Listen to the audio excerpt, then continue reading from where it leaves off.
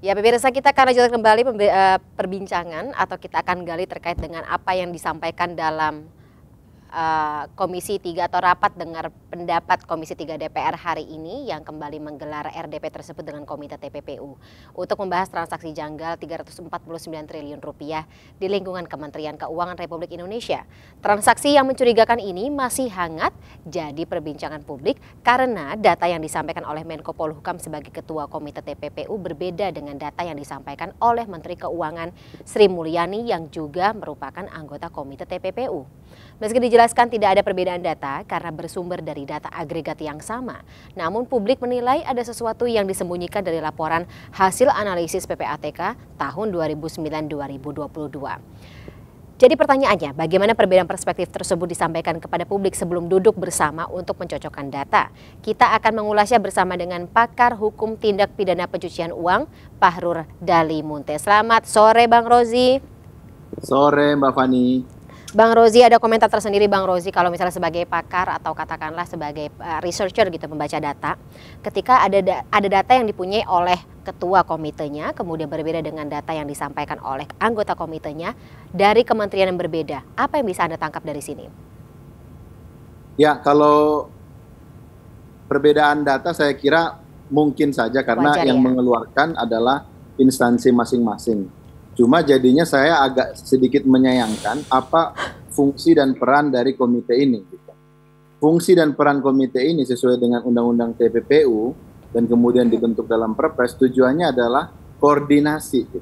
Jadi jika ada perbedaan data antara satu instansi dan instansi lain di bawah komite ini, artinya berarti komite ini tidak jalan dan tidak melaksanakan tugas dan wewenangnya sebagaimana diamanahkan oleh undang-undang. Baik, Bang Rozi, kita tahan dulu ya dialognya. Saya akan ajak Anda dan juga pemirsa untuk kembali ke Komisi 3 DPR Republik Indonesia untuk mendengarkan pernyataan terkini dari Mahfud MD selaku Menko Polhukam. Menjadi masalah itu sebenarnya per hari ini sudah selesai.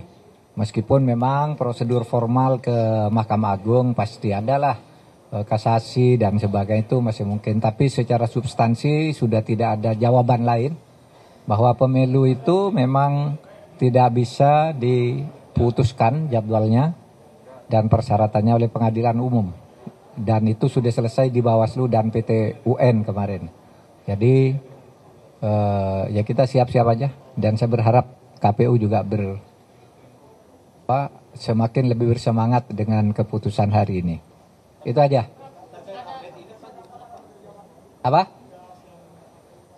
Apa? Oh nantilah sebentar lagi. Tapi kan keputusannya tadi bagus, sudah merupakan apa yang kami putuskan di dalam dan sudah disetujui oleh DPR. Nanti satgasnya ya tidak lama lagi lah. Ini kan minggu depan udah mulai libur Lebaran. Apa? Bedanya? Oh, kalau komite itu permanen, mengikuti jabatan dan periode. Kalau satgas itu kasuistis. Seperti ad hoc, menyelesaikan kasus ini itu satgas namanya, tidak permanen.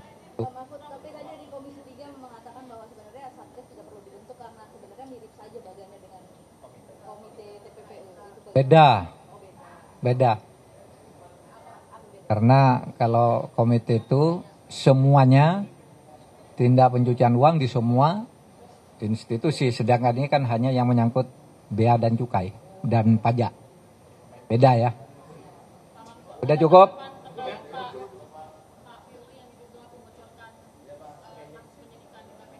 Udah, enggak punya tanggapan? Sudah?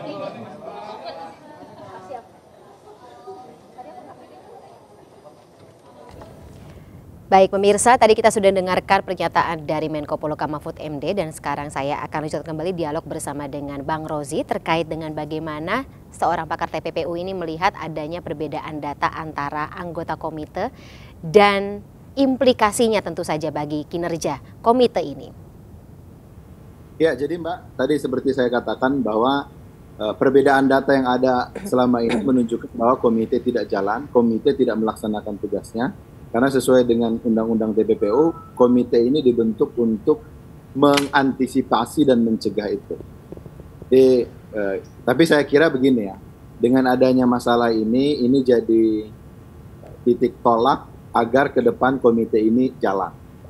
Cuma yang ingin saya katakan begini Mbak, ini kan kita berkutat pada angka 349, kemudian hari ini disampaikan bahwa ternyata dari 349 sudah dirinci lebih detail, banyak yang sudah ditindaklanjuti gitu ya. Bahkan dari Kemenkeu sampaikan beberapa pegawai yang terlibat juga sudah diberhentikan, ada yang dilaporkan ke aparat penegak hukum, ada juga beberapa nilai yang katanya sudah PK di Mahkamah Agung. Nah saya kira ini jadi agak berbeda dengan keterangan Pak Mahfud sebelumnya dan PPATK sebelumnya yang menyatakan bahwa laporan transaksi mencurigakan 349 ini sudah disampaikan sejak 2009 hingga saat ini, tapi belum ada tindak lanjut daripada Kementerian Keuangan. Ini jadi menarik ya. Sebenarnya instansi asal yang menerima laporan dari PPATK itu wajib menyampaikan feedback apa yang sudah dilakukan, apa tindak lanjutnya. Selama ini informasi yang beredar adalah Kemenkeu tidak menyampaikan feedback, Kemenkeu tidak menyampaikan hasil tindak lanjut. Nah sekarang tiba-tiba di forum yang tadi disampaikan bahwa sudah ada tindak lanjut, sudah ada pegawai yang dipecat. Nah ini yang menarik bagi saya ya, dan juga saya kira masyarakat dan juga DPR harus jeli gitu ya. Kalau disampaikan misalnya, kalau dulu di dalam rincian topik yang disampaikan dari 3 item 349 itu misalnya item pertama ada transaksi keuangan mencurigakan pegawai Kemenkeu nilainya 35 miliar. Nah ini harusnya kita publik saya kira layak untuk tahu ya pegawai mana aja yang terlibat di situ. Betul. Dan nilainya berapa, kenapa dipecat. Saya kira kalau pelanggaran berat di PNS harus itu ada transparansi ya. Pidana. Nah, itu kaitannya dengan tindak pidana. Pelanggaran berat di PNS umumnya karena tindak pidana. Nah, ini tindak pidana apa yang dilakukan? Nilai dari 35 triliun itu misalnya untuk oknum PNSA. Dia terlibat berapa nilainya? Saya kira harus dibuka ke publik. Logikanya begitu ya Bang Fahrur, ketika seorang pejabat Kementerian Keuangan, ya pejabat setingkat kementerian begitu, sampai dipecat dan ada indikasi keterlibatan dalam sebuah transaksi dengan nominal yang sangat fantastis, maka itu juga akan beralih atau katakanlah ini logikanya bisa kita alihkan kepada ada keterkaitan atau ketersangkutan kepada tindak pidana, begitu kan? Betul Mbak. Oke. Nah, kalau dari Bang Fahrur sendiri melihatnya, apakah ini juga akan menyebabkan sebuah distrust begitu antara Komite TPPU sendiri gitu, ketika Kemenkeu dianggap tidak transparan walaupun sudah mengatakan akan tetap terus menindaklanjuti tindak pidana asal dan juga TPPU ini. Komitmen tersebut tentu saja dipertanyakan. Apakah seperti itu? Ya saya kira begitu Mbak. Kalau sampai sekarang data itu tidak dipublish, termasuk ke komite dan ke DPR, saya kira kita masyarakat tidak percaya dengan apa yang disampaikan hari ini ya. Karena satu sebelumnya berbeda, kemudian sekarang keterangannya berbeda, dan saya kira sekarang kita menunggu ya dari data yang disampaikan listnya mana, siapa namanya, berapa nilainya, apa kasusnya. Sekarang saya kira itu yang kita tunggu agar kasus ini terbuka dengan terbuka selebar-lebarnya. Oke, Bang Fahrur, setelah adanya Komite TPPU, kemudian dari Kemenkeu sendiri membentuk Satgas untuk menindaklanjuti transaksi janggal tersebut. Menurut Anda, apakah ini terlalu banyak lapisan atau layer dalam tadi lagi menindaklanjuti gitu, atau ada agenda tersendiri begitu sehingga dibentuklah sebuah Satgas khusus ini? Kalau saya tadi tidak salah, untuk Satgas khusus masih dipertimbangkan. Ada inisiatif bahwa untuk memperkuat komite. Saya lebih setuju untuk memperkuat komite. Tapi penting, perlu ya. Tapi dengan syarat bahwa komite ini berjalan secara transparan. Ini yang tahu datanya sampai detik ini hanya komite. Saya juga menduga anggota DPR tidak tahu by name, by address yang terlibat di dalam 349 triliun itu. Saya kira sekarang waktunya untuk dibuka, apalagi katanya sudah ada kasusnya. Sah itu untuk dibuka kepada publik. Sudah ada aturannya kan ya Bang Rozi? Ya, kalau sudah diproses, sudah ada kasusnya, itu sah dan boleh dipublish ke publik. Oke, dari Komisi 3 DPR ini bisa menekan untuk transparansi tersebut, membuka selebar-lebarnya di apa ya, katakanlah di publik, dipublish begitu kepada masyarakat. Ya, saya kira itu yang harus diminta oleh DPR. Dulu saya menduga kita tidak layak untuk mempublish data-data itu karena datanya masih dari PPATK, datanya masih mentah dan belum ditindaklanjuti. Betul. Itu dulu yang ada, belum ditindaklanjuti. Nah, hari ini Kemenkeu dan komite sampaikan sudah ditindaklanjuti. Nah, sekarang kita menagih yang ditindaklanjuti mana, siapa namanya, apa kasusnya. Kalau itu tidak dilakukan, saya kira masyarakat patut untuk tidak percaya pada komite yang ada saat ini.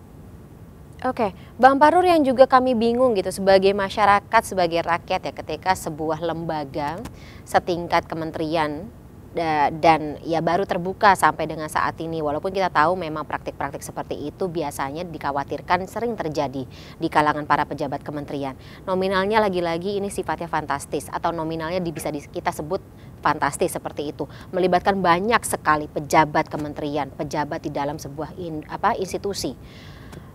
Lagi-lagi, menurut Anda komitmen sekuat apa, kemudian sekuat apa langkah dari Kemenkeu ini untuk bisa mengembalikan trust dari masyarakat?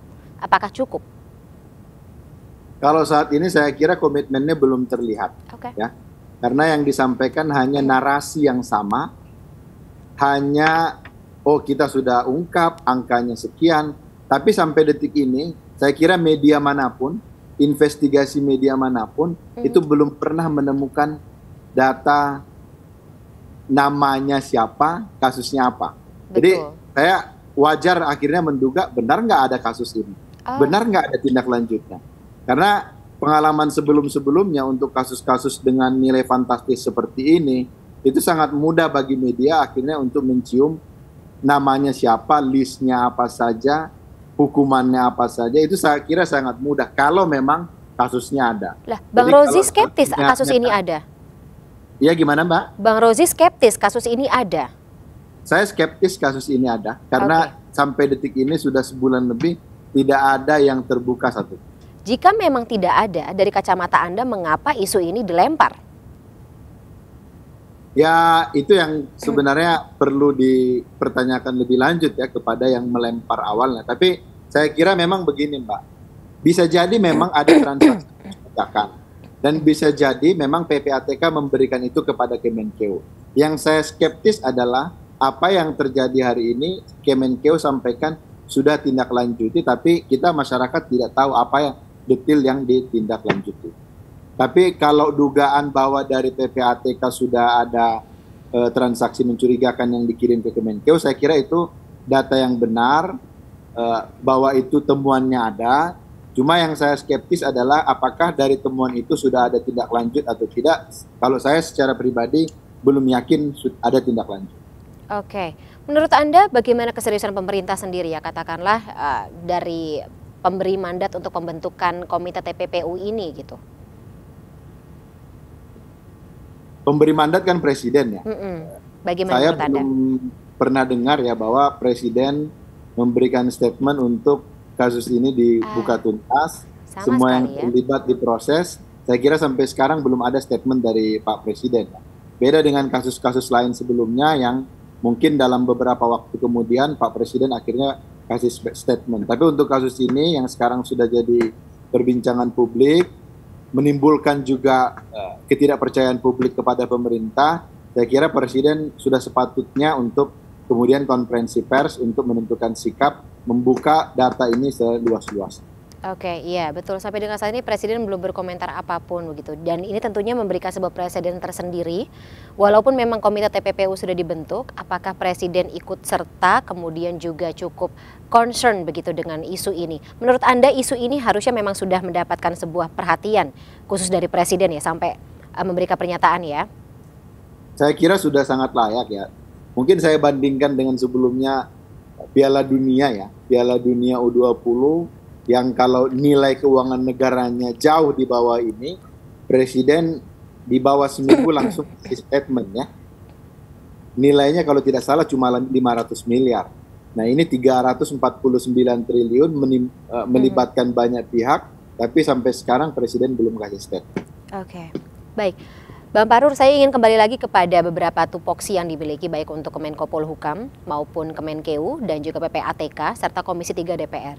Menurut Anda, apakah sudah sesuai dengan SOP atau katakanlah tupoksi dari masing-masing institusi dalam mengusut kemudian juga menindaklanjuti terkait dengan tuduhan 349 triliun itu masing-masing, terutama untuk Kemenkeu dan juga PPATK sendiri?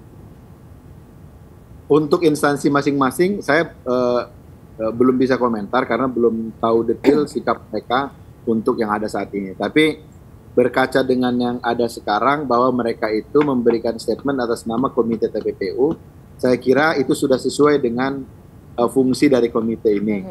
Komite ini berwenang untuk mencegah dan memberantas. Nah, cuma memang apakah sudah dilakukan atau tidak, itu tadi balik lagi ke pertanyaan. Kalau saya sampai sekarang menduga itu belum dilakukan karena kita belum dapat datanya. Satu lagi gini Mbak, jadi dulu saya ingat bahwa Pak Mahfud maupun Kepala PPATK sampaikan bahwa ini pencucian uang ya. Jadi di dalam hasil analisis PPATK itu disebut mencurigakan, sebenarnya indikatornya ada 4. 2 diantaranya itu kalau terkait dengan tindak pidana pencucian uang. Misalnya antara lain diduga duit itu berasal dari tindak pidana atau duit itu merupakan sarana melakukan tindak pidana. Nah, jadi kalau dulu Pak Mahfud dan Kepala PPATK sudah menyatakan bahwa ini terkait dengan TPPU, maka ini hasil yang ada saat ini menyimpulkan bahwa ada pegawai yang dipecat atau dikasih sanksi administratif, ini saya kira jadi tidak match ya, tidak nyambung. Satu sisi menyatakan bahwa ini sudah ada pidana, tapi kenapa sanksi yang muncul hanya administratif? Harusnya PPATK dan Pak Mahfud waktu itu menyampaikan dengan data yang mereka lihat bahwa ini ada dugaan kuat tindak pidana. Harusnya hasil akhirnya adalah ada orang yang dipenjara karena pencucian uang. Baik. Nah, saya kira dari data yang tadi disampaikan, walaupun kita belum ada datanya, tapi dari narasi yang disampaikan, itu tidak ada satupun oknum di dalam Kemenkeu yang dipidana karena pidana pencucian uang. Semuanya sanksi administrasi begitu ya Bang Fahrur? Semuanya sanksi administratif. Jadi tidak nyambung ya antara dugaan awal yang sudah jelas tadi ada pidana pencucian uang dengan implikasi yang diberikan kepada pegawai yang terlibat. Interesting takes. Kita masih tetap harus mengawal ya, karena masih akan ada rapat dengar pendapat lagi antara Komisi 3 dengan pihak-pihak terkait lainnya pasca Lebaran. Kita tunggu seperti apa, apakah transparansi ini akan kita terima ya Bang Fahrur. Bang Fahrur, terima kasih sebelumnya atas insight-nya dalam MNC News Breaking News sore hari ini. Kita ketemu lagi di lain kesempatan. Selamat sore, sampai jumpa. Sore Mbak Fani.